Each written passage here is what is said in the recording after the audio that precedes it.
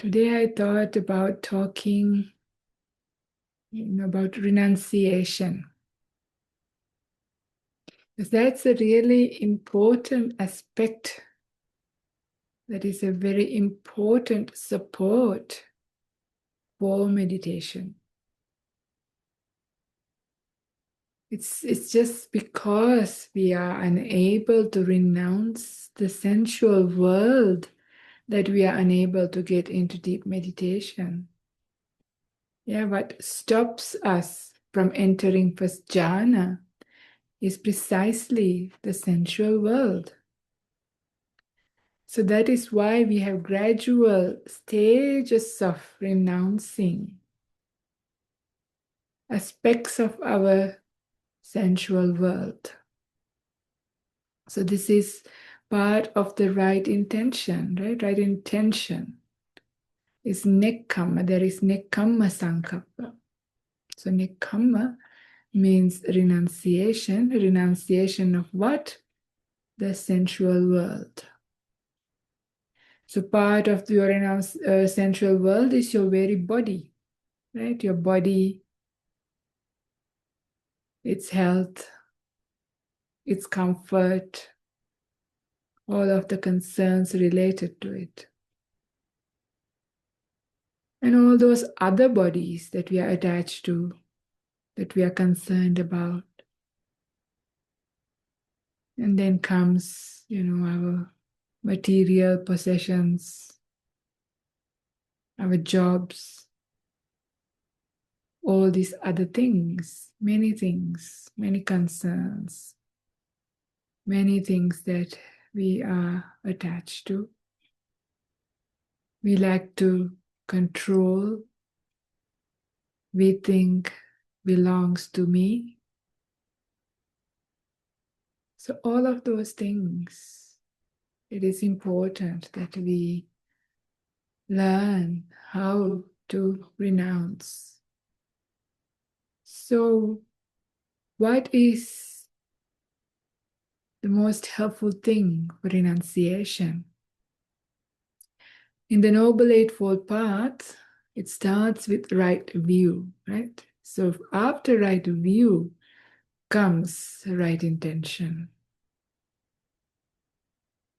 So right view tells us that all of these things that we think bring us happiness, that things that belongs to us, that are within our control, the right view says is uncertain, impermanent, constantly changing.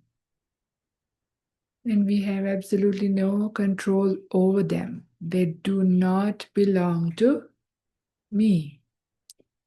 Not even this body, which I call myself, let alone all these other bodies, which we call as my child, my husband or wife, my mother or father, my brother or sister, or my friend or my relative. All of those things, we start with saying mine, but they're not mine.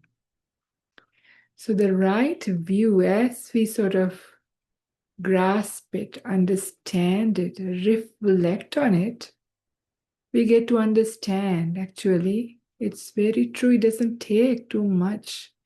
Even a small child can understand this, right? They can also see how things are constantly changing and they're not within our control. So this right view helps us. But it is not enough because we all know by this time, right? We know about right view. Yet we struggle. We struggle with these things that we are concerned about, the important things to us. Other things, it's not a big deal.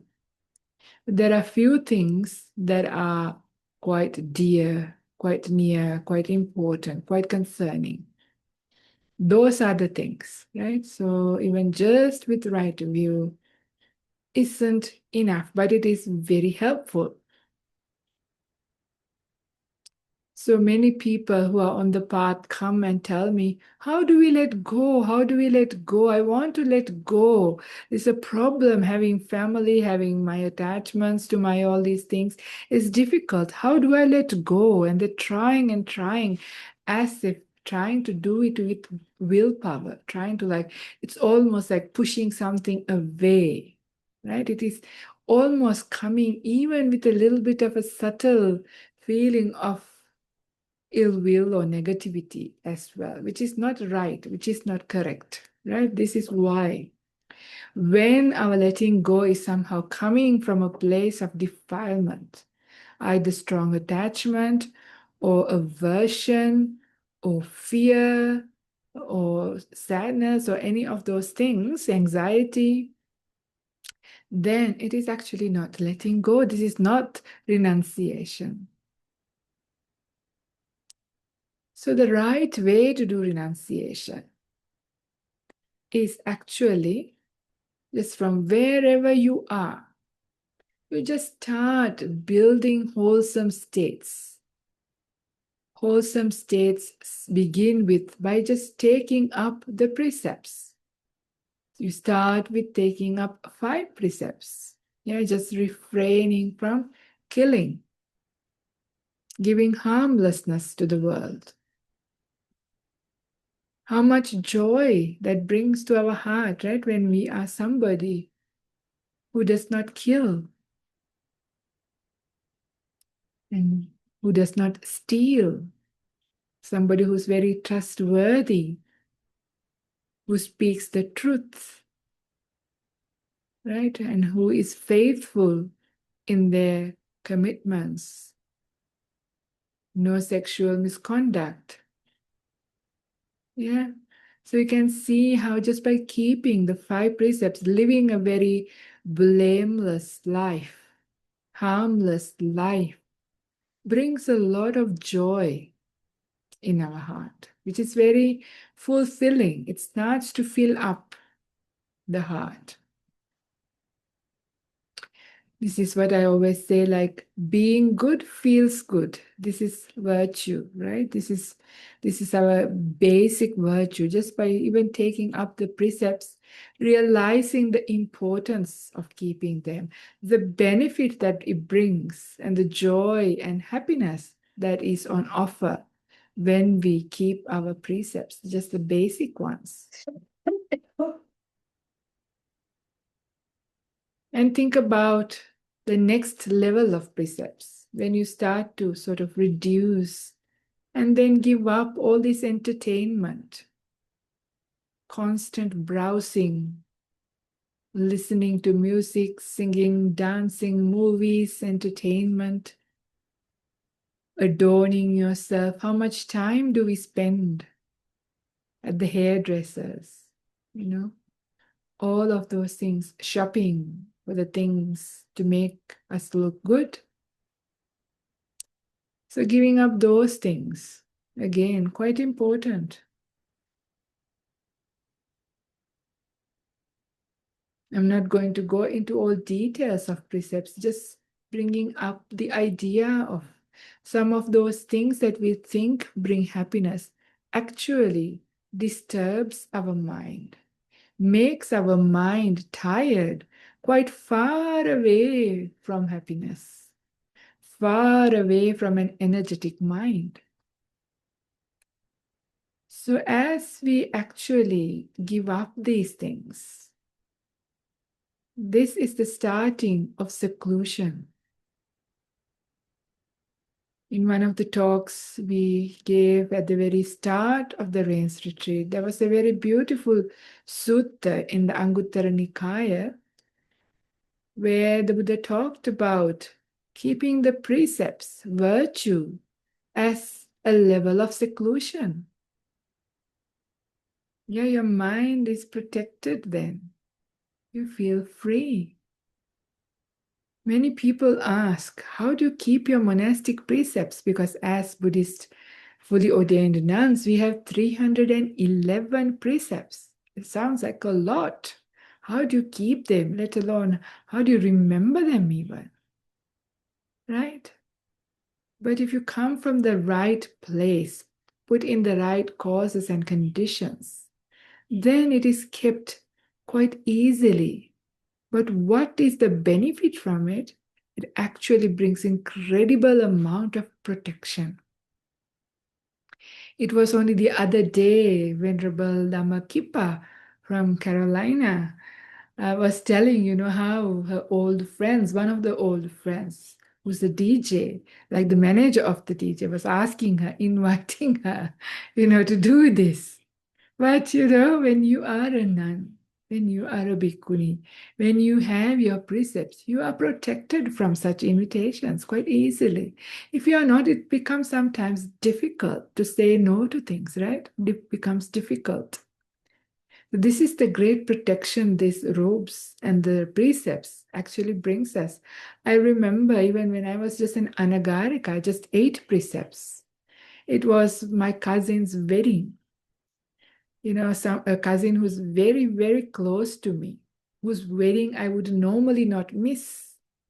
But by this time, I was really practicing, and these things seems very empty and hollow. I can't even understand why people really spend a fortune going on doing weddings. These days, I hear people just, the entire families, they book out like resorts in places like Bali, and they, have these massive wedding parties that last for a couple of days, spending a fortune. And sometimes these very people, after a few months or few years, even divorce. What a waste of money, what a waste of time. All of those things, they are quite empty and hollow. But, for people who are not yet with the right view, right understanding, that means a lot to these people, right? So, but I remember just because I was already on 8 precepts, not even a nun, still they did not expect me to come for the wedding. It was okay, it was considered okay. Otherwise, they would be very upset. Even if I was just a lay person, still practicing and not interested to participate in these things, and I say I can't come, they will not be happy. But once you've, taken up this path, then you are protected by your precepts. And of course, when you take 10 precepts, it's even higher protection. And of course, as a bhikkhuni, quite well protected. So it's kind of really nice to reflect in this rather than seeing it's like tying your hands and you're like a prisoner. It's a burden. It's not at all a burden.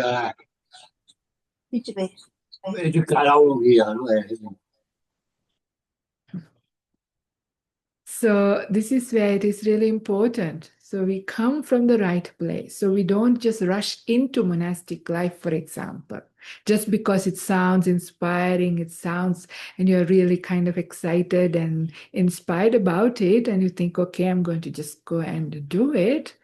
It might last while the inspiration lasts, but if we haven't put in the right kind of courses and conditions, then things might start to become difficult. So, which is why preparation is necessary and important. So, what are these preparations? And that is just building up this right view, but also building up joy states. Yeah, joy born of living a wholesome life, right? So, that's why you start with the basic precepts and also your generosity. Yeah, your generosity of the heart, giving and giving up as well. Because it's kind of really interesting sequence. I first heard this from actually Ajahn Brahmali, a really beautiful Dhamma talk where he brought up this idea where when we talk about craving and ending of craving, right? When we talk about the 4 noble truths, the first noble truth is the noble truth of suffering. Second noble truth, the cause of suffering is craving. And the craving for what? Craving for sensuality, craving for existence and non-existence. But the third noble truth, and that is the giving up that very craving. And the 4 words that are used there, chaga, mutti, Patinisaggo, Analeo. These 4 words are there to describe the giving up of craving. So chaga means generosity. Yeah, it's the same meaning. Chaga means giving. We do chaga anusati, right? That's a beautiful reflection, anusati bhavana. Yeah, you're reflecting your own generosity. So craving is removed by generosity, chaga. Patinissaga is like throwing things away. So even all of your attachments, all of your belongings, yeah? So not throwing away with ill will and negativity, but understanding, giving them up, really, not throwing away isn't a nice way of saying it, giving up or allowing them to just fade away. Yeah, patinissagu. Mutti, yeah? Mutti means also just release from them. Analeo means not attaching to them, not sticking. Alaya means place of resting, like Himalaya means where. The Hima means snow, the resting place of snow. Meghalaya means the resting place of clouds. Mega. So like that, Alaya is a place where something is roosting, something is resting. Analaya means no possibility. It's like this Teflon mind, nothing really sticks. Just like a lotus leaf, the water just rolls off, right? So, analaya. So, these are the very 4 words the Buddha used for giving up of this very craving that sticks us into samsara. So, the sensual world is also given up in that way. So, the idea, although we want to do that, how do we really do it? We can't just do it by sheer force or willpower. So I have been just reflecting some time ago, quite a while ago, on my own life. I remember, during my lay life, how much I was attached to the sensual world. I loved my singing, dancing, music, my food, my friends, my clothes, especially my shoes, all of those things. So I could not think about just, giving them up just like that. So I didn't even bother. I didn't even think about it. It was not possible. But I didn't mind. I just thought, okay, never mind. Let me just meditate. I just went for a retreat. For my first retreat, without knowing what to expect, I just turned up at a retreat because I thought it's a good thing to do to learn how to meditate. And when I found a little bit of peace of mind, when I realized this is, kind of joy born from within, because my problem before that was, always constantly my happiness was shattered by these outside people and outside things, which were not within my control. Like a word somebody says, somebody dear to me, would be really upsetting to me. Things go wrong, I get sick, all of those things was really kind of unsatisfactory for me, because when my happiness was challenged or was within others people's control, that's how it felt. I wasn't happy about it because I realized, this is very destabilizing. So I was trying to find a way to be more stable with my happiness and peace, but I didn't know. So when I went into this retreat and started to meditate, even just simple ways of finding a bit of peace, I realized, wow, this is profound. This is very different to the kind of happiness that we seek, we run after in the sensual world. This kind of peace born from just becoming still, becoming in seclusion. Just when you're on a retreat, your lifestyle changes. You don't do very many things. You take up 8 precepts. You live quite simply, nothing much to do. There's a lot of giving up of things. And with that came unexpected amounts of joy and happiness, which was very satisfying. So then I realized, wow, this is real happiness. This is very satisfying. Then I also realized, wow, when you're attached to things, when they shake, you shake. Think about it. If you're like attached to, like if two trees are tied together, when one shakes, the other one has no choice but to shake, right? Because when they are bound together. So this is what it is like to have attachments when we are attached to people and things which are not within our control. When they shake, when they move, we have no choice but to also shake with them and move with them. And, in the Satipatthana Sutta comes as nachakinchi loke upadiyati, right? So not being, so being detached from everything, not attached to anything, right? You're just independent of everything, staying independent, unattached to things. Then it is very stable. And then this happiness that comes, wells up from within, is how we can start to sort of allow things to fade away. Letting go starts to happen. So the simile that came to my mind goes like this. This is not a Buddha simile. This is something that came to my mind, which was kind of interesting reflection for myself, was like this. So I like my sweet chai, right? So I have a cup of chai filled to the brim. Then, of course, I like my trickle, like really nice sweet honey. More sweeter than chai, of course, because I've got a sweet tooth. So, but I only have a cup, 1 cup.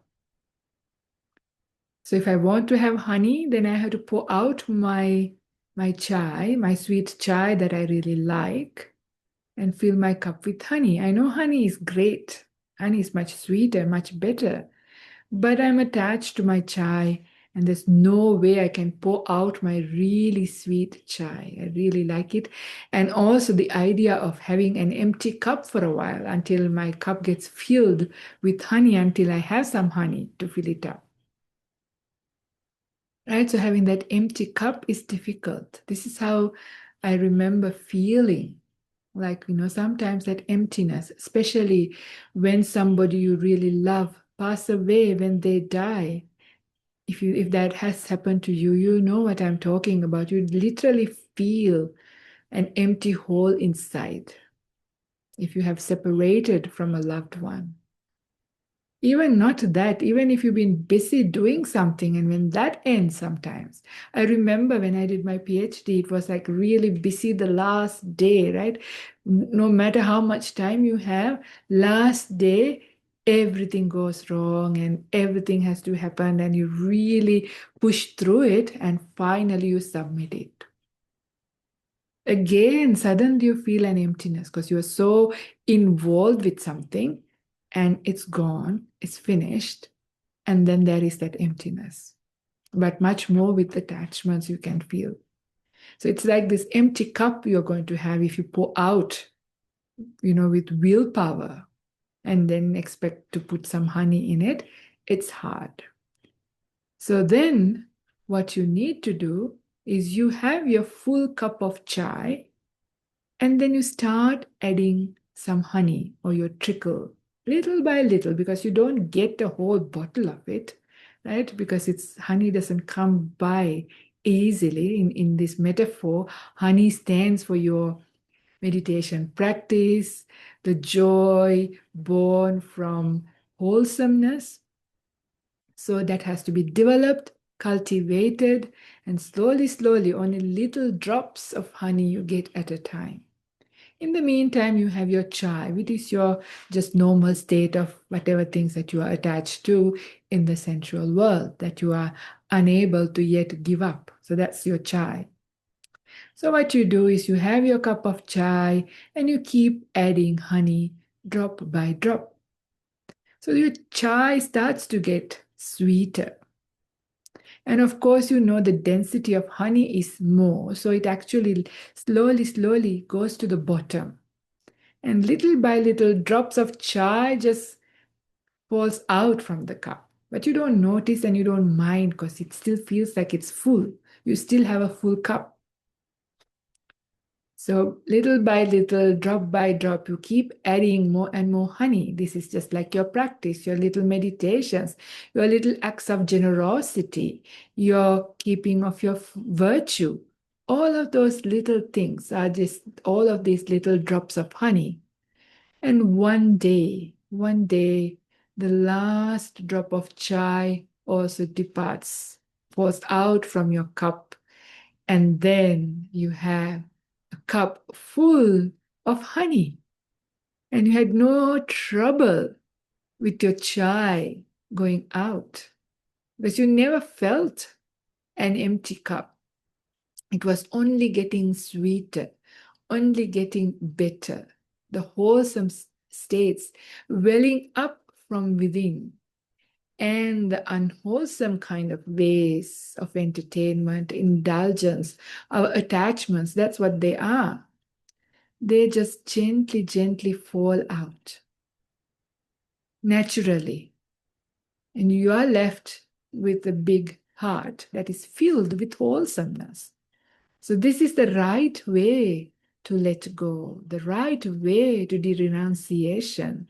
Quite in a way, it's not like effortless, but it feels that way. It's not with sheer willpower, not done with gritting teeth, not with the difficulty, but with much ease. Because the beautiful thing about the path is also the path from start to end is filled with joy, states of joy, joy and happiness.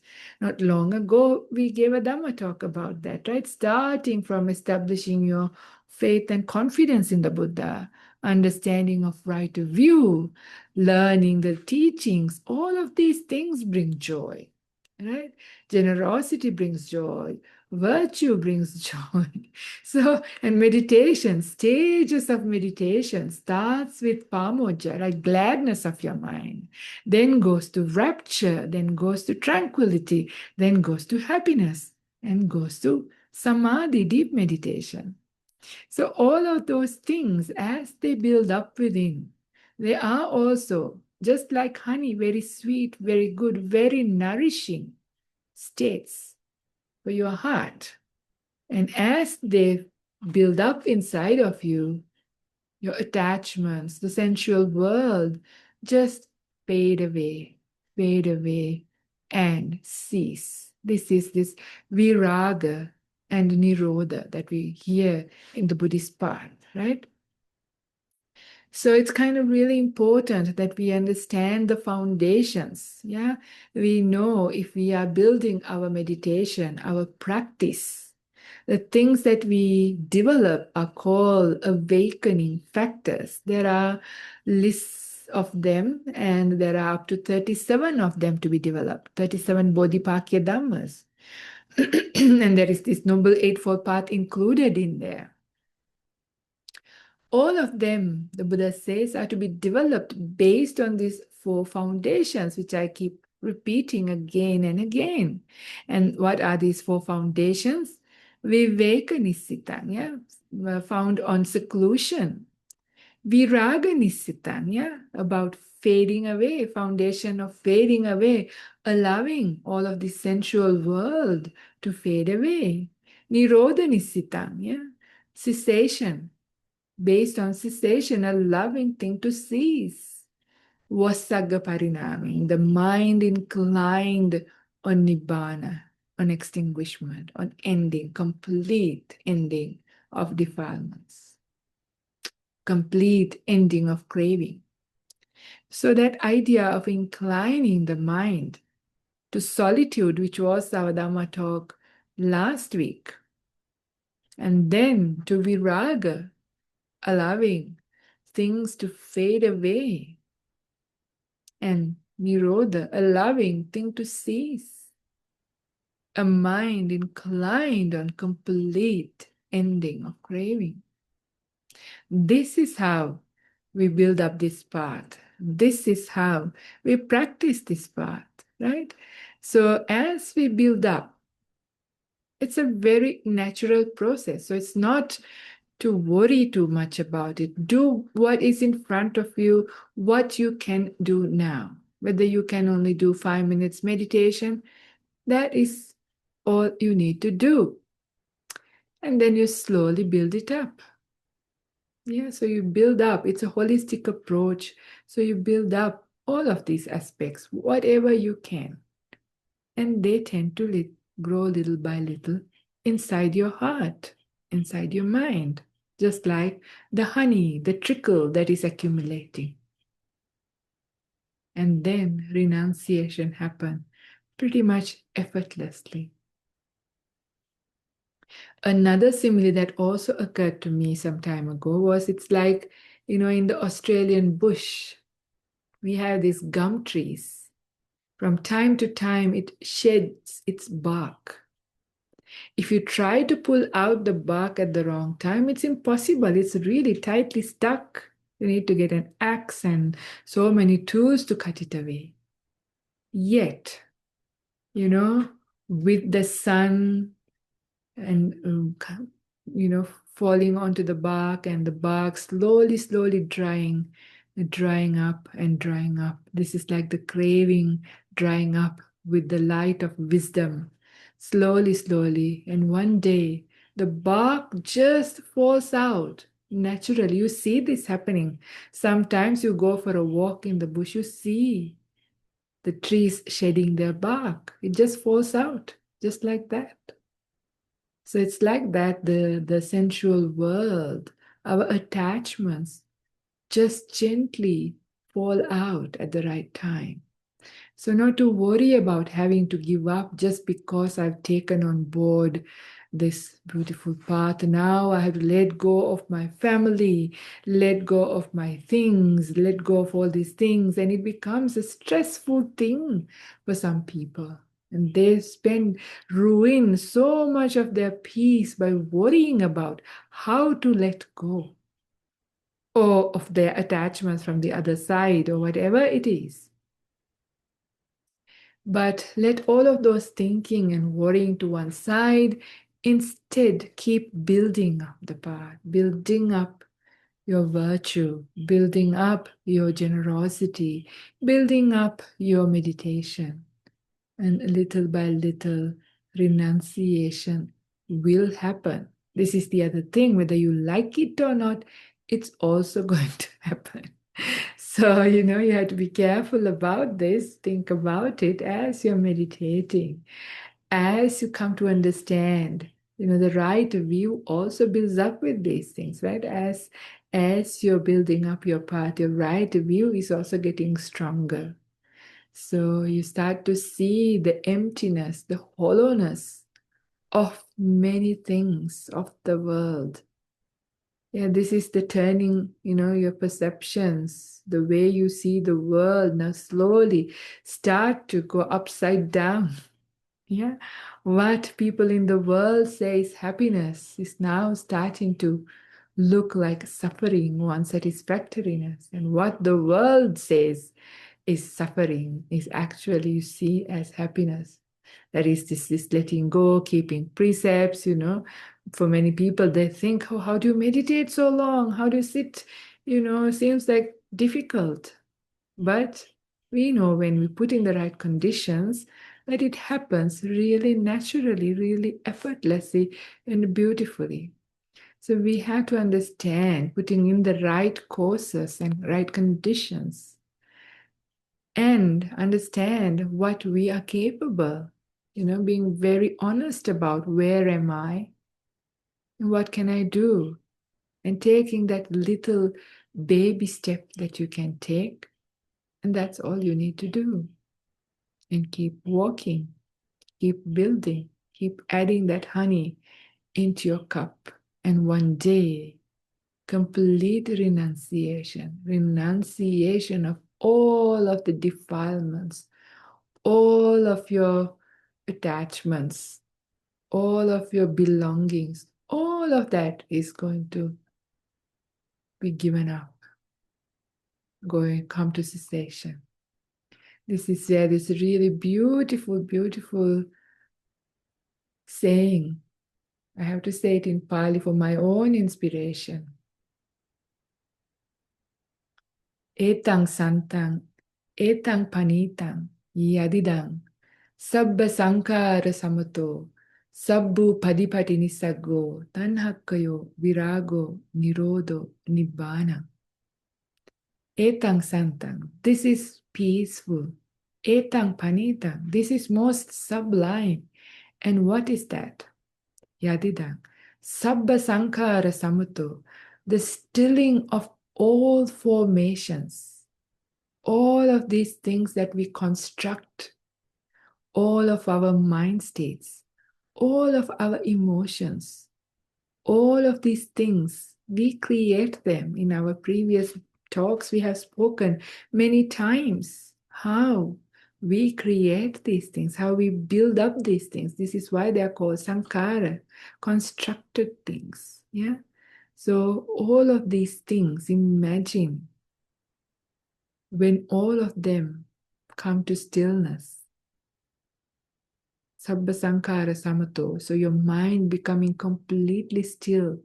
All of that thinking, all of that movement of your mind, all of that coming to stillness, perfect stillness and calm. Sabba sankara samato. Sabbu padipati nisaggo. So that upadi means all of your attachments, all of the defilements, all of those things given up, gone for good. Yeah, that is sublime, that is peaceful.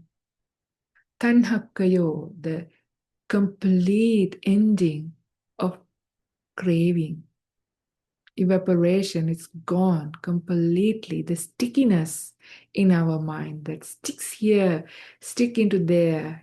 Craving is like a very sticky glue. Imagine all of that glue drying up, becoming non-sticky. That analeo, right? Not sticking. Tanhakayo, virago, all of those things fading away. Viraga means the whole world, whole sensual world, everything. Raga means your passion, this passion. Yeah, viraga.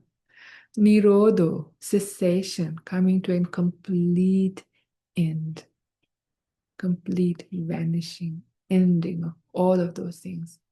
Nibbana, that is Nibbana, that is called enlightenment. Yeah, extinguishment. This is a very beautiful reflection. This is called Upasamanusati.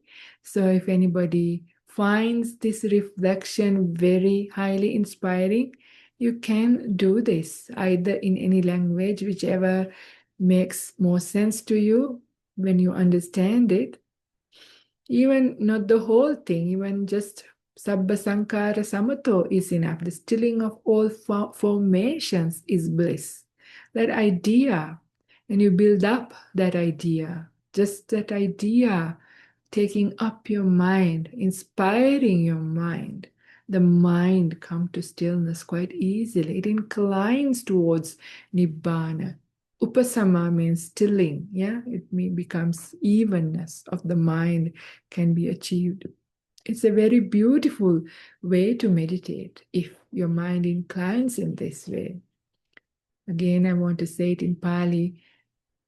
Yetang etang santang, etang panitang, yadidang, sabba sankara samato, sabbu padipati nisaggo, tanhakkayo, virago, nirodo, nibbana.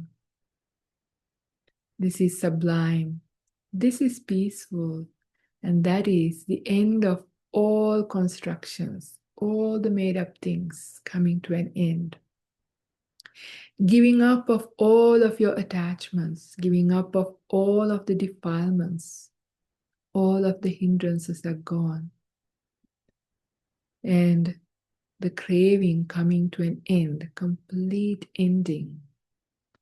Dispassion, fading away of your attachments and belongings, coming to complete cessation. This is Nibbana. This is what is peaceful. This is what is sublime. And in this way, we can incline our mind quite profoundly to stillness. And as that happens, the letting go also happens. Yeah, that is what happens. So this is what I would like to offer for the Dhamma talk today. If you are meditating, you're welcome to continue to meditate. If you have any questions, you are welcome to ask. I have a question. Okay. Thank you for the talk. Nekama is one of my favorite topics. It's so inspiring, and I just get so excited by the possibility for renunciation. And I wanted to ask because in the meditation, I had it came up is when I was living in Indonesia, there was this lady who I would buy rice and vegetables from, and it was only 50 cents a whole plate, and she'd treat me so well, give me water and everything. And I really thought, oh, I miss her. And I thought, okay, like, why is this coming up? And I thought, I'm not probably going to go back there, but because I love her so much, I'm gonna love her and sort of let her go, because I love you, and I can do that because I know you're fine and I'm fine, sort of thing. And then it was coming up this feeling of metta, and I wanted to ask, can you just talk a bit more about the link between metta and how that can help with renunciation? Yes, very good topic. Yeah, metta is a very beautiful, directly related to renunciation. Why? Because with metta, when the heart gets filled with this beautiful feelings of affection, but not the kind of passionate, but affection born from seeing good qualities, coming from gratitude. They are related, right? You have a sense of gratitude, sense of care, sense of seeing the beauty, right? Beauty in the sense, in wholesomeness, in good qualities. When these things fills our heart is full. This is like an exceptionally sweet honey that is filling your heart, right? When that comes in, there is no place for the sensual world, because the very reason why we hold on to the sensual world is because we feel empty inside. There is a certain emptiness, a suffering. I mean, there are stages of these. For some people, the suffering is very profound and very tangible kind of suffering. But even if your life is going really well and nice, still, if we don't have the spiritual path, if we are not on the spiritual path, if we are all we know is the sensual world, there is an emptiness there. But when we build up this metta, it really is so nourishing that it actually has no place for any form of attachment. But also, not only that, it is also ill will, because both are related. Wherever you have this kind of, if it is the other way of like a desire, then ill will is also there. But when metta is there, there is no possibility for that also to come, because it's direct antidote. I mean, we not long ago spoke about that, and I also uploaded Ajahn Brahmali's talk, Blast Away with Metta, where we spoke about how when the metta is there, all five hindrances have no place. Because when the heart is filled with this metta energy, with metta, there is no possibility to fall asleep. Yeah, not sleepy, not lazy. Mind is full of energy. No place for restlessness either, or worry, or doubt. All of these things just fall away just purely by the feelings of metta. But of course, not just the feelings, but of course, the mind getting one pointed in meditation. Because metta, the real metta is actually when is meditation, right? So the mind is becoming very still. The mind is then free from hindrances. So it's not just metta, all of the meditations, but metta especially. People are constantly asking for shortcuts.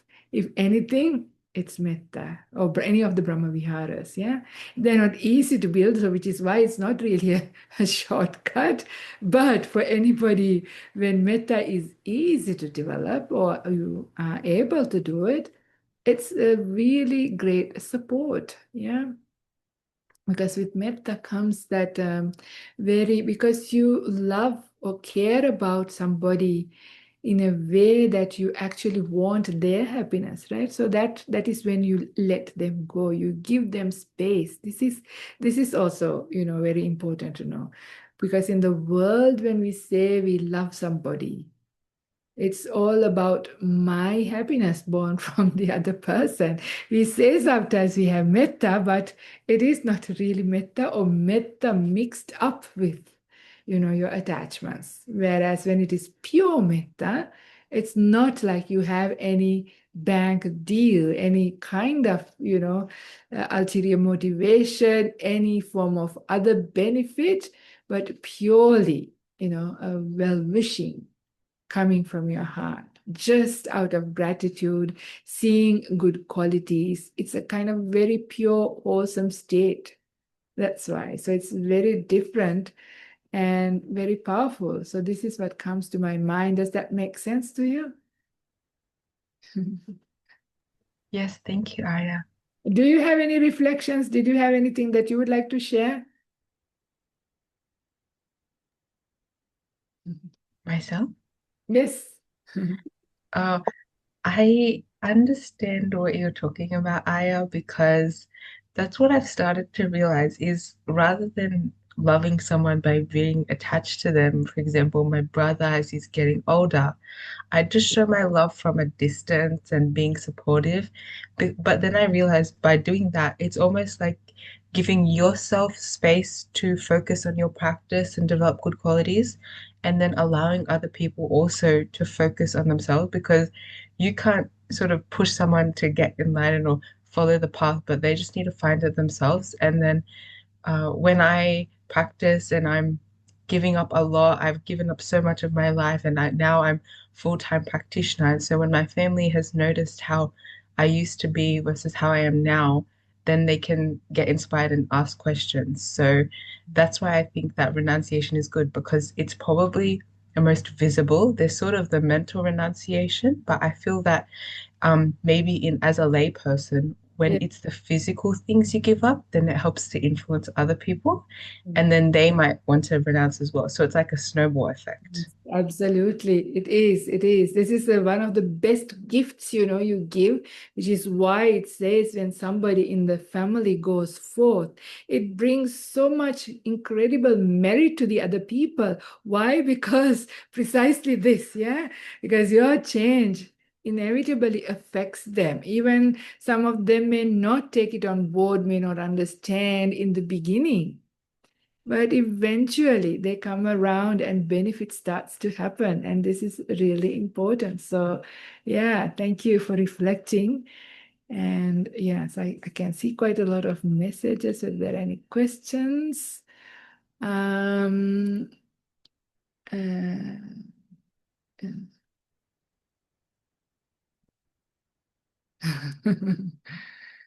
okay, somebody has just read that passage that I just said just before coming for the meeting. Wonderful. And Bhagya says, wonderful, Saman. I'd like to understand, how do we define in Buddhism here and now as our minds wanders around from one thought to another? Sometimes one feel it is hard to keep up with here and now, as that window in time is so limited. Okay, yes. One time I heard Bhante Sujato says, present moment is like a camel ride. I was wondering what that's about. It's a kind of, you go like this. The present moment is not a fixed thing. It has a little bit of a, edge to it, like a camel ride, he said. So yeah, so it's time is warped. Time is not a direct, straight kind of thing. So even the idea and concept of time is a problem as well. Actually, craving is time. Yeah, time. Craving creates time. It's a profound thing to reflect on. So the movement of the mind is because of craving, and that is what creates time. When that movement actually stops, time also stops for you. This is why, in the beginning, when you were learning to meditate, 10 minutes felt like 10 eons. I remember Aisha was telling this half an hour, waiting, saying, when is it going to end? When is it going to end? When is she going to start the talk? But now, once you start to enjoy being here, time just goes by and you're shocked. My goodness, not half an hour, 1 hour also gone. Couple of hours go, just like that. Time just stops for you. Yeah, it's kind of interesting to see the craving. So the way why the mind is moving is because of the mind's interest. Yeah, that very sticky glue. So hard to break, but we need to just find the little anchors. So which is why in meditation we have meditation objects, but you got to choose an object where your mind will get inspired. So you take it away from this thinking mind and all of the interests that you have, and instead you give it another thing. So it's still like a prop, like you use something, but it has to be inspiring. So when you have an inspiring object that your mind inclines to, then it becomes easier to stay with it. So this you have to figure out, and this can change from time to time, depending on how your body and mind and life is going. So we have to find out. So sometimes when the mind is really busy, really crazy, then you might have to do a bit of walking meditation, not fast walking. When the mind is really crazy, it's important to do slow walking. Yeah. So it's like walk like an elephant. Slowly, or a camel, like, just gently. One foot, the weight goes to the next foot, it goes to the next foot. So you can watch the movement of your weight, and you can also pay attention to the sensations of your feet. So at least you got two things to do instead of one. So for the crazy, busy mind, now has something interesting. And if you also have an interesting surface to walk on, and that is also makes it a bit more interesting. So like that we have to find little bits of things, or sometimes a nice mantra, in the sense, some little line that you can use, whatever your mind, so that the etang santang etang panitan, that is that stilling of all formations is sublime, whatever it is, if your mind inclines, when you use something like that, then the mind latch on to that. So that is, becoming and staying with your meditation object, then it becomes easier to become still. So that is why it is important that you have a good meditation object that you can work with.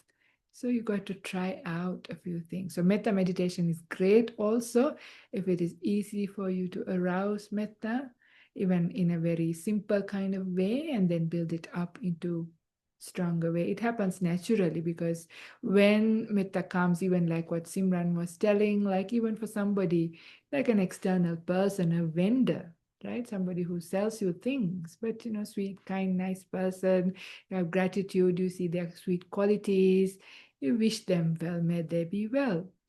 So, and then that feeling grows, and your mind then just stays with just that feeling of wishing well, and the mind gets one pointed.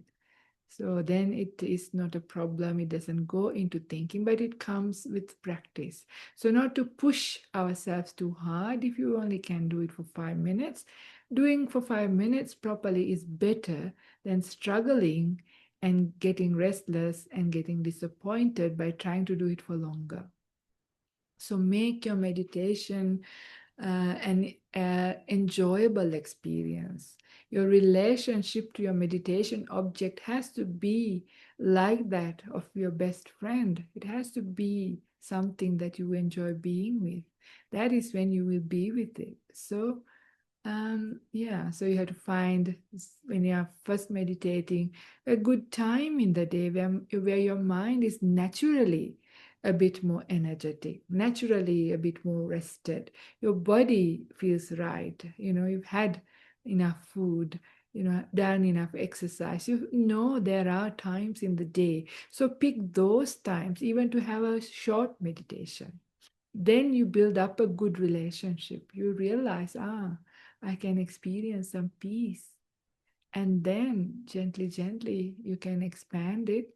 And once you become a bit more proficient with it, then you are able to meditate, you know, without having all the perfect conditions. You can meditate in imperfect conditions also. But it takes time, takes patience, right? So it's okay. So yeah, so when the mind starts to stop going here and there, then you understand about time.